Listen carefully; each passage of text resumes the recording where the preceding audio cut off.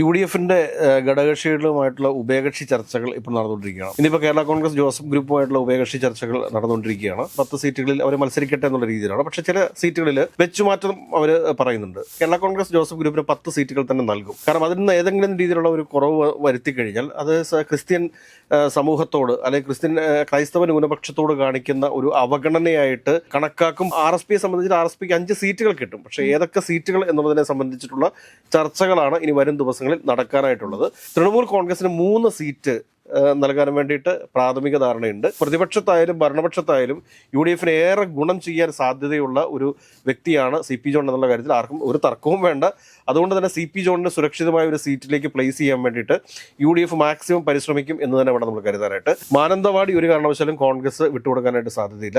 അങ്ങനെ വരുന്ന സാഹചര്യത്തിൽ CK ജാനു ആവശ്യപ്പെട്ട 2 സീറ്റിൽ 1 സീറ്റ് നൽകാനായിട്ടുള്ള സാധ്യതയുണ്ട്. നമസ്കാരം. വരുന്ന തിരഞ്ഞെടുപ്പിൽ UDF-ന്റെ ഘടകകക്ഷികൾക്ക് എത്ര സീറ്റ് ലഭിക്കാൻ സാധ്യതയുണ്ട്? UDF-ന്റെ ഘടകകക്ഷികളുമായിട്ടുള്ള ഉഭയകക്ഷി ചർച്ചകൾ ഇപ്പോൾ നടന്നുകൊണ്ടിരിക്കുകയാണ്. മധുസൂദനൻ മിസ്ത്രി നേരത്തെ കേരളത്തിന്റെ ചുമതലയുണ്ടായിരുന്ന AICC സെക്രട്ടറി തന്നെ നേരിട്ട് ഇടപെട്ടാണ് ഈ ഘടകകക്ഷികളുമായിട്ടുള്ള ചർച്ചകൾ പൂർത്തീകരിച്ചുകൊണ്ടിരിക്കുന്നത്. കാരണം എനിക്ക് തോന്നുന്നു 2021 തെരഞ്ഞെടുപ്പിന്റെ സമയത്തും മധുസൂദനൻ മിസ്ത്രി ആയിരുന്നു കേരളത്തിന്റെ ചുമതലയുള്ള AICC സെക്രട്ടറി എന്ന് പറയുന്നത്. അപ്പോൾ അദ്ദേഹം വളരെ മനോഹരമായിട്ട് തന്നെ ആ ഒരു അവസരത്തിൽ കാര്യങ്ങളെ കൈകാര്യം ചെയ്തിരുന്നു. അപ്പോൾ അതിന്റെ അടിസ്ഥാനത്തിൽ തന്നെയാണ് ദീപാദാസ് മുൻഷിക്ക് പുറമെ ഈ മധുസൂദനൻ മിസ്ത്രിയെ കൂടി കേരളത്തിലേക്ക് അയച്ചിരിക്കുന്നത്. നേരത്തെയൊക്കെ എങ്ങനെയാണെന്ന് വെച്ചാൽ ഇതെല്ലാം ഡൽഹിയിലായിരുന്നു ഈ സീറ്റ് ചർച്ചകളും ഉഭയകക്ഷി ചർച്ചകളും ഒക്കെ നടക്കുക, അല്ലെങ്കിൽ ഫൈനൽ ആയിട്ടുള്ള ഒരു ചർച്ച നടക്കുന്ന ഡൽഹിയിലായിരുന്നു. അതിലൊക്കെ ഇപ്പം മാറ്റം വന്നിട്ടുണ്ട്. കാരണം ഇപ്പം കോൺഗ്രസിന്റെ ഹൈക്കമാൻഡ് എന്ന് പറയുന്നത് തന്നെ കേരളത്തിൽ ആയിട്ടുള്ളൊരു അവസ്ഥയുണ്ട്.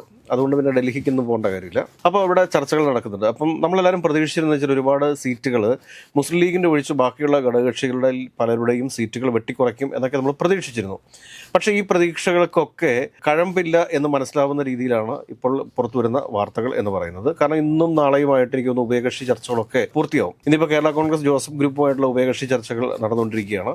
അപ്പോൾ അവർ പറയുന്നത് അവരുടെ 10 സീറ്റിൽ നിന്ന് 1 സീറ്റ് പോലും കുറയ്ക്കാൻ വേണ്ടിയിട്ട് അവർ സമ്മതിക്കില്ല എന്നൊക്കെ പറയുമ്പോഴും UDF-ഉം ചില വിട്ടുവീഴ്ചകൾക്ക് തയ്യാറായിട്ടുണ്ട്. UDF പറയുന്നത് എങ്ങനെയാണെന്ന് ചോദിച്ചു കഴിഞ്ഞാൽ 10 സീറ്റുകളിൽ അവർ മത്സരിക്കട്ടെ എന്നുള്ള രീതിയിലാണ്. പക്ഷേ ചില സീറ്റുകളിൽ വെച്ചുമാറ്റം അവർ പറയുന്നുണ്ട്. അതിന് പ്രധാനപ്പെട്ട ഒരു സീറ്റാണ് ഇടുക്കി സീറ്റ്. ജോസഫ് ഗ്രൂപ്പ് വിട്ടുകൊടുക്കണമെന്ന് പറയുന്നുണ്ട്. പക്ഷേ ജോസഫ് ഗ്രൂപ്പിനെ സംബന്ധിച്ചിട്ട് ഇടുക്കി സീറ്റ് അവർ കോൺഗ്രസിന് വിട്ടുകൊടുക്കാനായിട്ടുള്ള സാധ്യതയില്ല. കാരണം ഇടുക്കിയെ സംബന്ധിച്ചിട്ട് പറയുമ്പോഴത്തേക്ക് ഇടുക്കിയിൽ കോൺഗ്രസിനേക്കാൾ കൂടുതലായിട്ടൊരു സംഘടനാ സംവിധാനമൊക്കെ ഉള്ളത് ഈ കേരള കോൺഗ്രസ് പാർട്ടികൾക്കാണ്. അതിപ്പം ഇടതുപക്ഷത്താണെങ്കിൽ CPM-നുണ്ട്, അതോടൊപ്പം തന്നെ കേരള കോൺഗ്രസ് M-നും സംഘടനാ സംവിധാനമുള്ള സ്ഥലമാണ് ഇടുക്കി ജില്ല എന്ന് പറയുന്നത്. അപ്പോൾ അങ്ങനെ വരുമ്പോഴത്തേക്ക് ഇടുക്കി സീറ്റ് വിട്ടുകൊടുക്കാനായിട്ട് ഒരു പക്ഷേ അവർ തയ്യാറായി എന്ന് വരത്തില്ല. എന്നാൽ ചിലപ്പോൾ ഏറ്റുമാനൂർ സീറ്റിന്റെ കാര്യത്തിൽ ചില വിട്ടുവീഴ്ചകൾക്ക് കേരള കോൺഗ്രസ് ജോസഫ് ഗ്രൂപ്പ് തയ്യാറാവാനായിട്ട് സാധ്യതയുണ്ട്. പക്ഷെ അതിന് പകരമായിട്ടൊരു പക്ഷേ അവർ പൂഞ്ഞാർ സീറ്റ് ഏറ്റെടുക്കാനായിട്ടുള്ള സാധ്യതയുണ്ട്. കാരണം കഴിഞ്ഞ പ്രാവശ്യം കേരള കോൺഗ്രസ് ജോസഫ് ഗ്രൂപ്പ് വിട്ടുകൊടുത്തിരുന്ന ഒരു സീറ്റാണ് പൂഞ്ഞാർ എന്ന് പറയുന്നത്. എന്നാൽ പൂഞ്ഞാറിൽ മത്സരിക്കാൻ വേണ്ടിയിട്ടുള്ള ആളുകൾ തയ്യാറായിട്ട് നിൽക്കുന്നുണ്ട് കോൺഗ്രസിൽ എന്നുകൂടി നമ്മൾ മനസ്സിലാക്കേണ്ടതുണ്ട്. കാരണം കോൺഗ്രസിനകത്തുനിന്ന് ഒരു പറ്റം ആളുകൾ, അതായത് പുതിയതായിട്ട് വന്നിട്ട് പുതിയ ന്യൂ ജെൻസി പിള്ളേരൊക്കെ എന്താണെന്ന് വെച്ചാൽ എല്ലാവർക്കും മത്സരിക്കാനായിട്ട് അധികം ആഗ്രഹമുണ്ട്. അപ്പോൾ അങ്ങനെയൊക്കെയുള്ള പിള്ളേരുടെ ഒരു സോഷ്യൽ മീഡിയ ക്യാമ്പയിൻ്റെ ഭാഗമായിട്ടാണ് ഈ കേരള കോൺഗ്രസ് ജോസഫ് ഗ്രൂപ്പിന് ഉൾപ്പെടെയുള്ള പല സീറ്റുകളിലും ഓരോരുത്തരെ സ്ഥാനാർത്ഥിയായിട്ട് ഇങ്ങനെ സോഷ്യൽ മീഡിയ മാധ്യമങ്ങളും എന്തിനേറെ പറയുന്നു മീഡിയ 1-ഉം 24 ന്യൂസ് മലയാളം പോലുള്ള ചാനലുകൾ പോലും ഇങ്ങനെയുള്ള ജൻസി പിള്ളേരെ പ്രൊമോട്ട് ചെയ്യാൻ വേണ്ടിയിട്ട് PR വർക്കിൻ്റെ ഭാഗമായിട്ട് മാറുന്നുണ്ട് എന്ന് പറയുമ്പോൾ അത് എത്രത്തോളം ഒരു ജനാധിപത്യത്തിന് ഭൂഷണമാണ് എന്നുകൂടി നമ്മൾ ആലോചിക്കേണ്ടതുണ്ട്. കാര്യം ശരിയാണോ, മത്സരിക്കാനുള്ള ആഗ്രഹമൊക്കെ ആർക്കും നല്ലതാണ്. രമേശ് ചെന്നിത്തല പറഞ്ഞതുപോലെ ഈ പഞ്ചായത്ത് തെരഞ്ഞെടുപ്പിൽ പോലും മത്സരിക്കാൻ യോഗ്യതയില്ലാത്ത ആളുകൾ വരെ ഈ 24 ന്യൂസ് മലയാളത്തിൻ്റെ ചാനലിനകത്തും മീഡിയ 1-ൻ്റെ അകത്തൊക്കെ സ്ഥാനാർത്ഥി പട്ടികയിൽ ഉൾപ്പെട്ടിരിക്കുന്നു എന്നുള്ള രീതിയിലുള്ള പ്രചരണങ്ങൾ വരുന്നത് കാണുമ്പോൾ വളരെ അതിശയത്തോടു കൂടിയിട്ടാണ് കോൺഗ്രസ് നേതാക്കന്മാർ ഇതൊക്കെ നോക്കി കാണുന്നത് എന്ന് വേണം നമ്മൾ മനസ്സിലാക്കാനായിട്ട്. അപ്പോൾ അങ്ങനെ വരുമ്പോഴത്തേക്ക് നമുക്ക് ഇന്നത്തെ ഉഭയകക്ഷി ചർച്ചകളിൽ ഉണ്ടാകുന്നൊരു തീരുമാനം എന്ന് പറഞ്ഞു കഴിഞ്ഞാൽ കേരള കോൺഗ്രസ് ജോസഫ് ഗ്രൂപ്പിന് 10 സീറ്റുകൾ തന്നെ നൽകും. കാരണം അതിൽ നിന്ന് ഏതെങ്കിലും രീതിയിലുള്ള ഒരു കുറവ് വരുത്തി കഴിഞ്ഞാൽ അത് ക്രിസ്ത്യൻ സമൂഹത്തോട് അല്ലെങ്കിൽ ക്രൈസ്തവ ന്യൂനപക്ഷത്തോട് കാണിക്കുന്ന ഒരു അവഗണനയായിട്ട് കണക്കാക്കും പൊതുസമൂഹം എന്നുള്ളത് കൊണ്ട് തന്നെ, അല്ലെങ്കിൽ അതിന് ഒരുപാട് വില നൽകേണ്ടി വരും UDF എന്നുള്ളത് കൊണ്ട് തന്നെ കേരള കോൺഗ്രസ് ജോസഫ് ഗ്രൂപ്പിന്റെ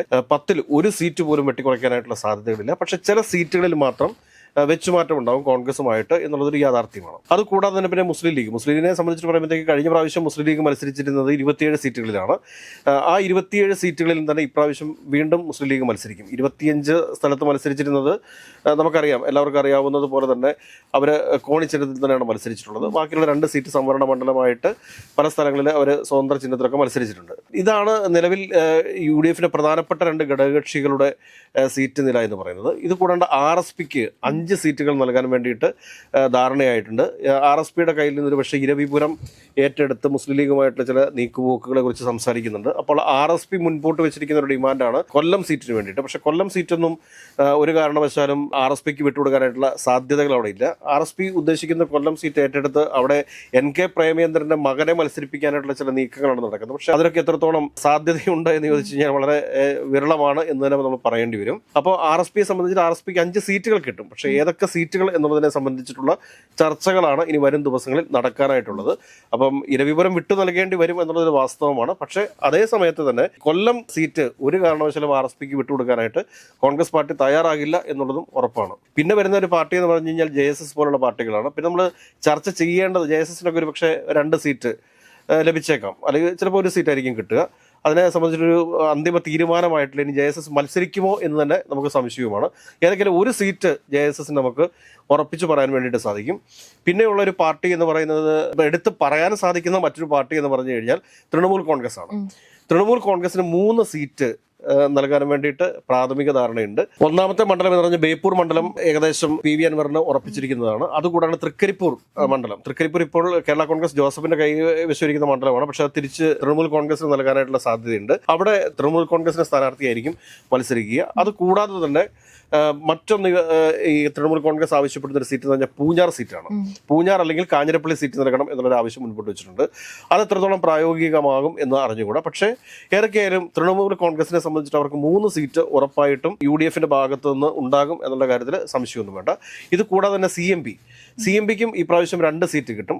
ഈ 2 സീറ്റുകളിൽ 1 സീറ്റിൽ ഉറപ്പായും CP ജോൺ തന്നെ മത്സരിക്കാനായിട്ടുള്ള സാധ്യതകളാണുള്ളത്. ഈ CP ജോൺ മത്സരിക്കുന്ന സമയത്ത് അത് തിരുവനന്തപുരത്ത് തന്നെ മത്സരിക്കണം എന്നുള്ള ചില ആവശ്യങ്ങൾ ഉയർന്നു വരുന്നുണ്ട്.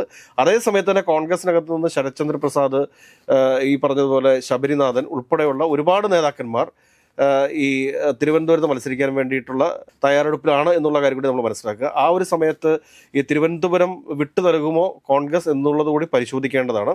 പക്ഷേ സുരക്ഷിതമായ ഒരു മണ്ഡലം CMPക്ക് എന്നുള്ളതല്ല, പ്രത്യേകിച്ച് CP ജോണിന് നൽകേണ്ടതാണ്. UDF പ്രതിപക്ഷത്തായാലും ഭരണപക്ഷത്തായാലും UDFന് ഏറെ ഗുണം ചെയ്യാൻ സാധ്യതയുള്ള ഒരു വ്യക്തിയാണ് CP ജോൺ എന്നുള്ള കാര്യത്തിൽ ആർക്കും ഒരു തർക്കവും വേണ്ട.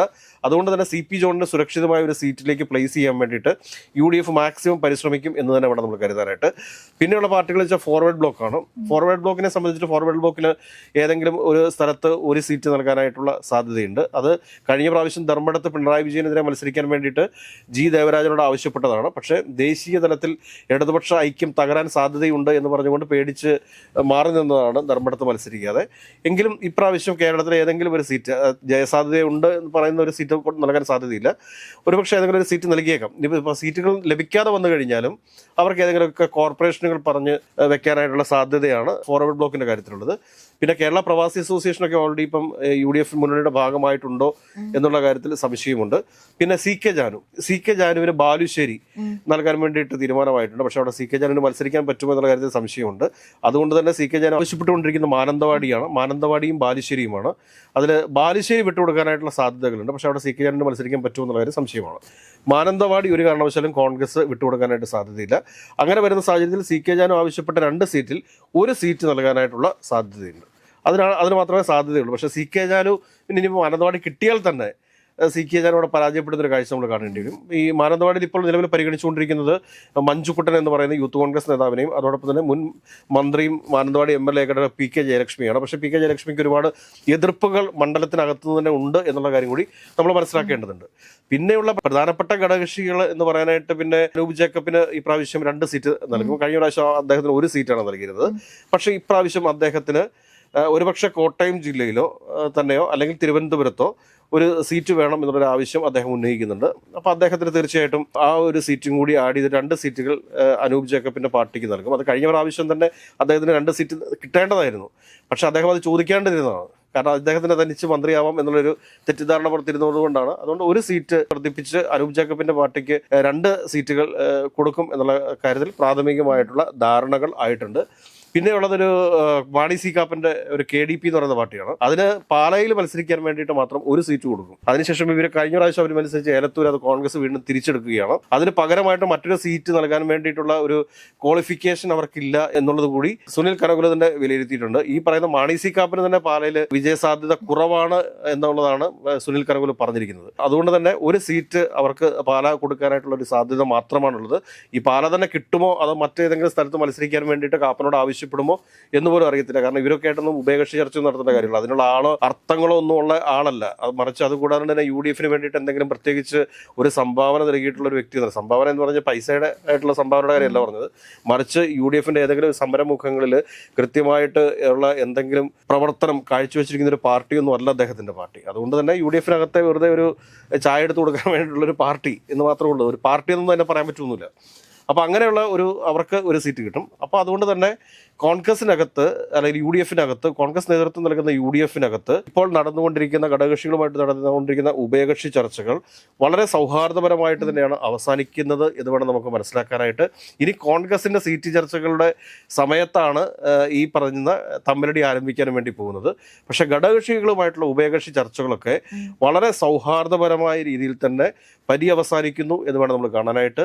അവസാന നിമിഷം നമ്മൾ നോക്കുന്ന സമയത്ത് കോൺഗ്രസ് കൂടുതൽ സീറ്റുകളിൽ മത്സരിക്കും. 27 സീറ്റുകളിൽ മുസ്ലിം ലീഗ് മത്സരിക്കും. 10 സീറ്റുകളിൽ തന്നെ കേരള കോൺഗ്രസ് ജോസഫ് ഗ്രൂപ്പ് മത്സരിക്കും. 5 സീറ്റുകളിൽ RSP മത്സരിക്കും. 3 സീറ്റുകളിൽ തൃണമൂൽ കോൺഗ്രസ് മത്സരിക്കും. 2 സീറ്റുകളിൽ നമ്മളുടെ CMP മത്സരിക്കും. 2 സീറ്റുകളിൽ അനൂപ് ജേക്കബിന്റെ പാർട്ടി മത്സരിക്കും. 1 സീറ്റിൽ CK ജാനുവിന്റെ പാർട്ടിക്ക് സാധ്യതയുണ്ട്.